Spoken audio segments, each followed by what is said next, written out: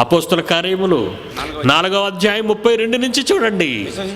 విశ్వసించిన యేసు ప్రభువుని ఎవరైతే ఆ మొదటి శతాబ్దంలో నమ్మారో ఏక హృదయమును ఏకాత్మ కలవారై ఉన్నారట.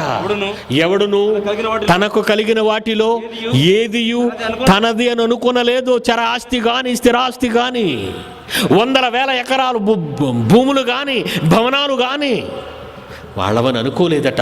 యేసు ప్రభు నమ్మిన తరువాత వారికి కలిగినదంతా వారి సమిష్టిగా ఉంచుకున్నారు. అదియుగాక అపోస్తలులు బహు బలముగా ప్రభు అయిన యేసును గురించి ఆయన మాటల గురించి చెబుతున్నారు. అప్పుడు ఏం చేశారో తెలుసా?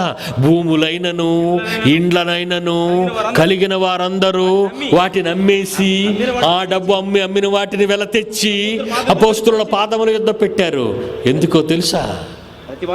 ప్రతి వానికి వాని అక్కర కొలది పంచిపెట్టేమన్నారు. అప్పుడు ఎవరికి కొదువ లేకుండా పోయిందట. భారతదేశంలో ఉన్న డబ్బున్న వాళ్ళందరూ కూడా ఆ డబ్బంతా తీసుకొచ్చి ఒక దగ్గర పెట్టి భారత ప్రజలందరూ నా సోదరులని అనుకునే వారంతా ఆ డబ్బును భారతీయులందరికీ పంచితే నా వాళ్ళు, నా భారతీయులు, నా తమ్ముళ్ళు, నా చెల్లెళ్ళు అని ప్రతి ఒక్కరూ ఆలోచించగలిగితే తమకున్నదంతా ఆస్తులు, ఇళ్ళు, భూములు అన్నీ అమ్మి భారతీయులకు పంచండి. 60 ఏళ్ల 3 నాళ్ల ముచ్చట ఈ జీవితంలో ఏమి సాధిస్తాను? ఈ కోట్ల రూపాయలు ఏం చేసుకుంటాను? నేను చస్తే ఈవేళ రేపటికి 2వ రోజు అవుతుంది. ఈ ఆస్తి ఎవరికి కావాలి? బైబిల్ అంటే మతం కాదు, బహు చక్కని సోషలిజం,